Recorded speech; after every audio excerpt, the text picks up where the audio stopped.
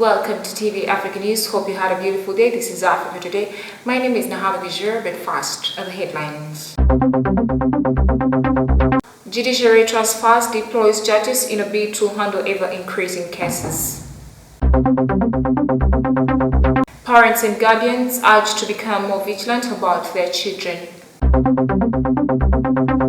Morocco offers third dose of the anti-COVID vaccine. And in our sports today, Mitchell confirms Uganda Cranes final traveling team for Rwanda clash. Once again, thank you so much for joining us. We start with one of our top stories. Now, the deployment of the newly appointed judges takes immediate effect, while the transfers are effective November 8th, 2021, according to the circular released by the principal judge, Dr. Flavian Nzeija. We have more of this report. According to the transfers by the principal judge, Dr. Flavian Nzeija, Justice Duncan Gaswaga, who has been at the commercial court, has been sent to Lira High Court as the resident judge, whereas Lady Justice Elizabeth Kabanda has been transferred from Mukono to the International Crimes Division of the High Court in Kampala. The changes have also seen Lady Justice Elizabeth Jane, who has been the senior resident judge for Fort Portal, has been moved to Internal Crimes Division, whereas Lady Justice Dr. Winfred Nabisinde has been moved as the Jinja High Court resident judge to head the Jinja High Court circuit. Lady Justice Cornelia Kakoza Sabiti, who has been at the Land Division, has been moved to the Commercial Division of the High Court, whereas Justice Isaac Mowata has been moved from the Lira High Court to the Criminal Division of the High Court in Kampala. Also in the changes, Justice Vincent Emmy Mugabo has been moved to head the High Court circuit in Fort Portal, whereas Justice Victoria Katamba is now the head of Masaka High Court circuit.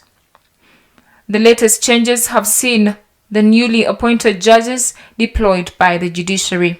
Among those deployed is Justice Tom Chemtai, who has been sent to Jinja as the resident judge. For the High Court, Lady Justice Florence Nakacha is now the resident judge for Mukono High Court.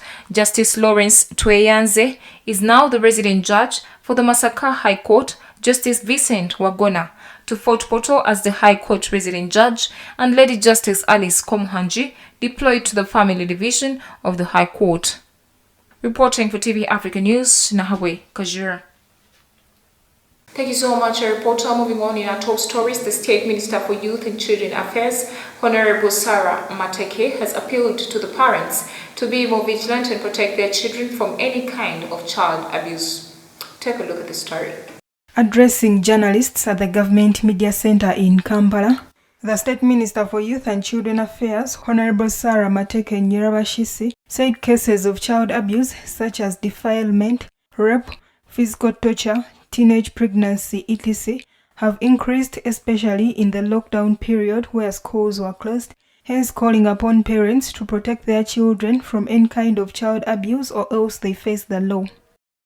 Parents and guardians need to wake up to their responsibilities of ensuring that children in their custody are safe and secure. The law requires of parents and guardians to provide for the welfare and protection of their children. Failure to provide this, the law prescribes charge of neglect. According to the Annual Police Crime Report 2020, a total of 14,230 children were defiled in 2020. 1,480 of these were females, whereas 140 were boys. The report further indicates that 120 of these children were defiled by their parents or guardians, 52 by their teachers, whereas 301 of these children were defiled by people who are HIV positive. Honorable Mateke further guided that children are a concern of everyone in the community.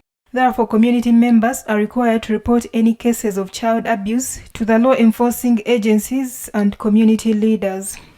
Community members are supposed to report immediately to the police and other local leaders. We should desist as community members from looking on and taking any action, looking on and not taking any action when children are being abused. Both parents and guardians and strangers should be reported to police when they engage in abusing the children. Sometimes we see children being abused by their parents, or their guardians, and we don't do anything about it. This is very wrong. Most children in Uganda have faced violence in form of physical, sexual, emotional or domestic. Nalugo Muyingo, Africa Today. Thank you so much, reporter Nalugo. Now moving on in our top stories, following a 3-day busy schedule in the United Arab Emirates, where he presided over the Uganda National Day at the Dubai Expo 2020, an unofficial visit to Ethiopia's capital, Addis Ababa, for the inauguration of the Prime Minister Abiy Ahmed for a new 5-year term. President Yoweri Kaguta Museveni has returned home. During his visit to the United Arab Emirates, the president held a series of meetings with the leaders of the United Arab Emirates, including His Highness Sheikh Mohammed bin Zayed bin Sultan Al Nahyan, the Crown Prince of the Emirates of Abu Dhabi and the Deputy Supreme Commander of the United Arab Emirates Forces and ruler of Abu Dhabi, various prospective investors and the Uganda diaspora in the United Arab Emirates.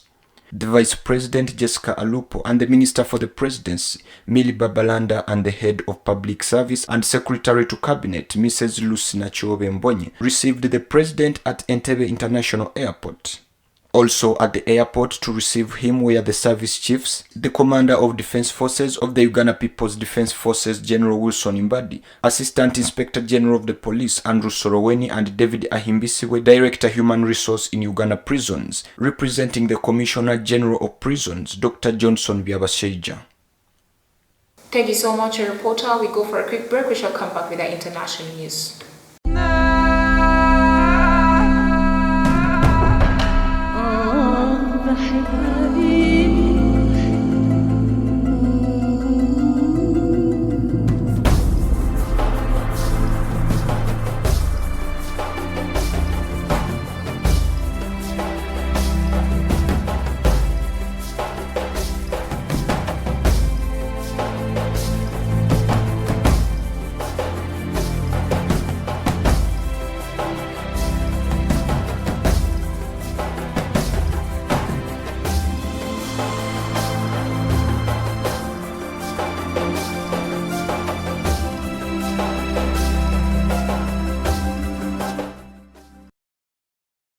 Welcome back from the break. You're still watching TV Africa, the right to know. In our international news today, violence and sexual aggression suffered by women in Goma, in Eastern Democratic Republic of Congo, were back at the top of the agenda on Tuesday as the results of the independent inquiry were announced. Take a look at the story.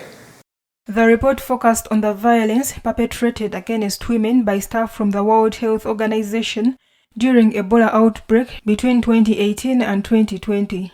For some, the conclusions are a first step in the path to justice. Aime Chakimwa, female leader of the city of Beni, said that they are very pleased with the outcome of the report, and as it has been said that justice will be done, they are waiting for that justice so that the victims are at least taken care of. In the conclusions, the report outlined a total of 63 women and 12 men with an average age of 20 years old. The expectation is that this report will help more women to come forward. Jean Alasha, advisor to the governor of Ituri in charge of gender, family, children and humanitarian action, say that apart from a few women who were interviewed, there are many who are not aware that there was this investigation, and many who are not interviewed and many who did not denounce. The investigators identified 83 alleged offenders. 21 of these were employed by the World Health Organization and the rest by local health authorities and other organizations. Moving on, a Washington, D.C.-based network of reporters and media organizations known as the International Consortium of Investigative Journalists on Sunday released financial documents that showed a linkage between world leaders and sacred stores of wealth.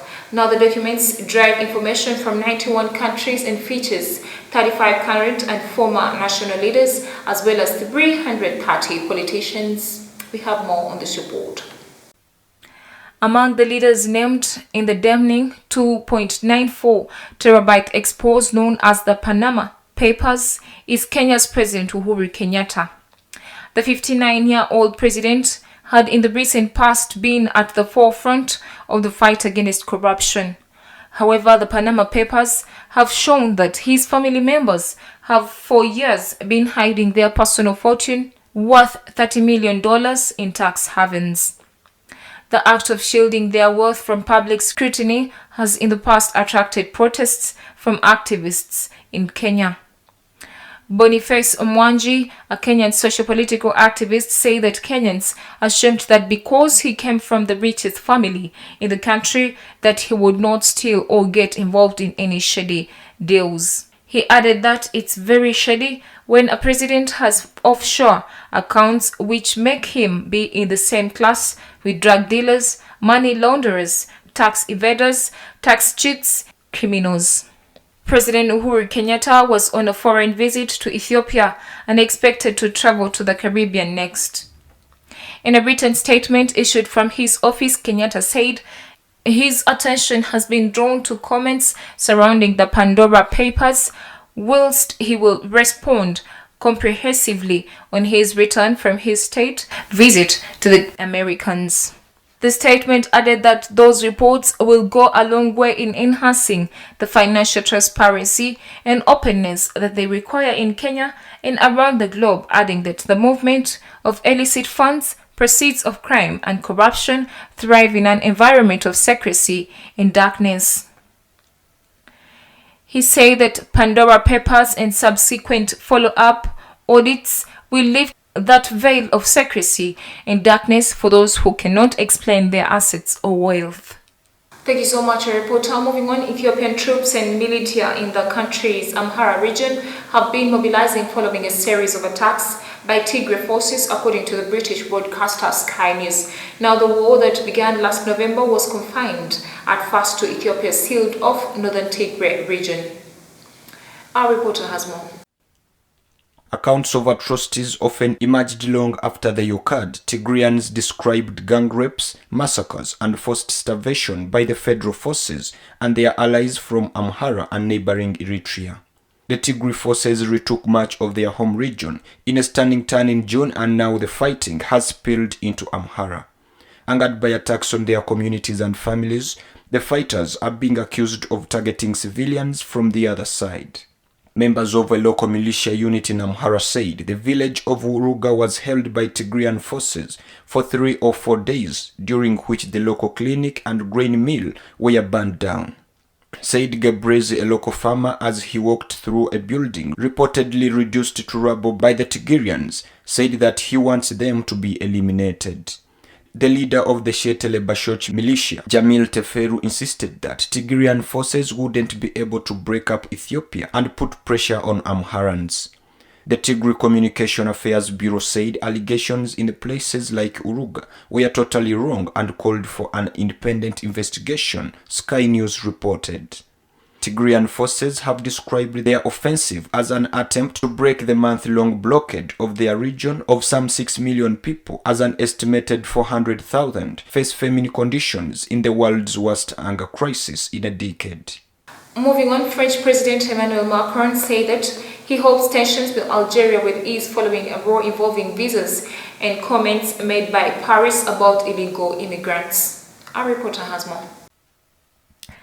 Last week, Algiers recalled its ambassador in Paris and banned French military airplanes from its airspace following the announcement of sharp cut in the number of French visas given to citizens of Algeria, Morocco, and Tunisia.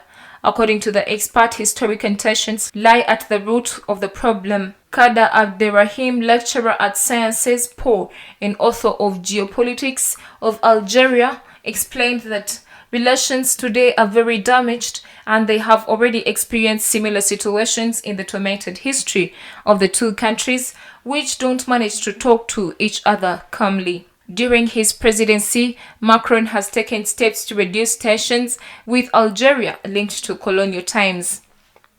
According to Kader Abderrahim, the solution may reside with the younger generation. He added that to accept reconciliation is to accept to open wide the doors and windows to reality, to the light, to the historical truth, which is obviously impossible and unthinkable at this stage.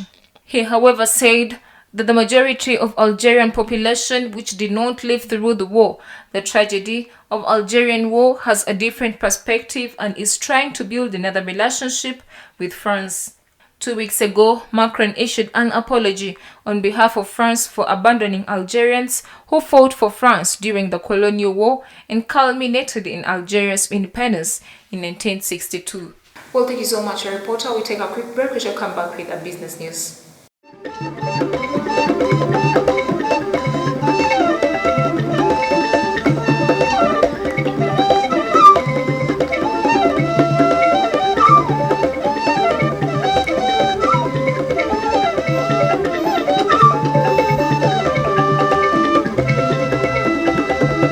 Welcome back from the break. You're still watching TV Africa The Right. Now, in the business news today, the COVID-19 pandemic has both exposed and made worse the critical infrastructure deficit in developing countries. At the Paris Infra Week on Monday, African leaders, investors, lenders, multilaterals, and other players of the infrastructure finance community from around the world made a case for investment in the country's economic and social infrastructure.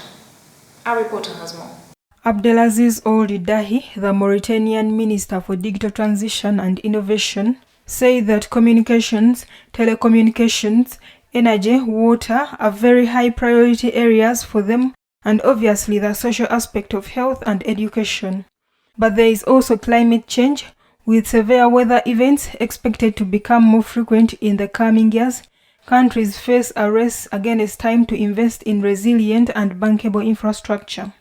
Alain Chibozo, the chief economist at the West African Development Bank, during a panel discussion, said that they are really stressing social impact in our conversations with countries. He added that in the past years, it was only roads, but now they are talking about green energy, internet infrastructure, and food security. The African Development Bank estimates that the continent's infrastructure financing needs will be as much as $170 billion a year by 2025, with an estimated gap of around $100 billion a year. Experts say countries must attract private finance to complement public resources. Thierry Dieu, the CEO of Meridiam, said that the channel has to be somehow widened and the effort accelerated.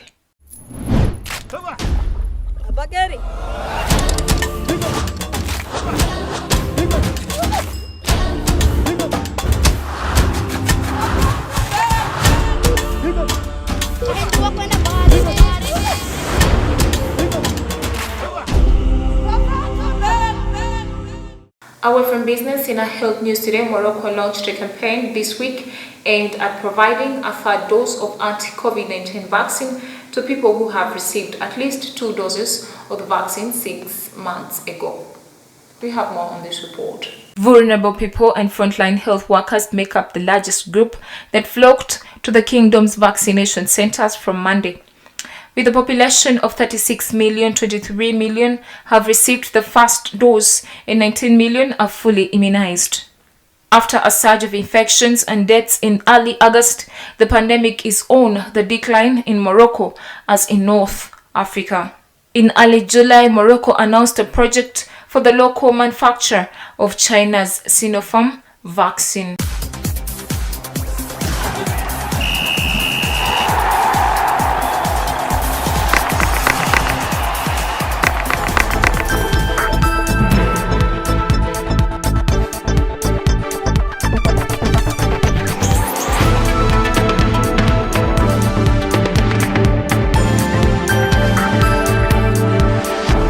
In our sports news today, Uganda Cranes head coach Milutin Mitchell has named a 25-man squad that will represent the country against Rwanda during the FIFA World Cup qualifiers match on Thursday, 7th October 2021. Two foreign-based goalkeepers Isma bin Rashid Watenga and Charles Lukwago are joined by Uganda Revenue Authority's Nafian Alonzi. There are 9 defenders on the team, led by the Czech Republic-based left-back Isaac Muleme, who plies his trade at Victoria Zizkov. Others are Innocent Wafula of KCCA, Timothy Dennis Awanyi of Ashdod, Mustafa Kiza of Montreal Impact, Livingstone Mlondo of Vipers, Abdulaziz Kayondo of Vipers, Enoka Walusimbi of Express, Fesali Najib of Uganda Revenue Authority, and KCCA's Geoffrey Waswa. Team captain Khalid Aucho of Young Africans in Tanzania leads the cast of midfielders on the team. The other midfielders are Moses Waiswa of Supersport United, South Africa Tadeo Lwanga of Simba, Tanzania Ibrahim Oriti of Vipers, Bobo Sibiaruhanga of Vipers, Dennis Iguma of KCCA, Julius Poloto of KCCA, Uganda Revenue Authority captain Shafik Kuchikajimu, and Express Martin Kiza. The four forwards on the team comprising of Israel-based striker Aziz Fahad Bayo of Ashdod, Yunus Sentamu of Vipers, as well as the Uganda Revenue Authority duo of Stephen Desi Mukwala and Cromwell Rothomia. The team will leave Entebbe International Airport for Kigali on Tuesday evening at 10 p.m. aboard Rwanda Airlines. Thank you so much, our reporter. Before we end the bulletin, let's have a recap of our top stories. Judiciary transfers deploys judges in a bid to handle ever-increasing cases. Parents and guardians urged to become more vigilant about their children. Morocco offers third dose of the anti-COVID vaccine. And in our sports today, Mitchell confirms Uganda Cranes' final traveling team for Rwanda clash. Thank you so much for being a loyal audience from where we started from. Don't forget to subscribe to our YouTube channel. We shall keep updating you. It is TV Africa, the right to know.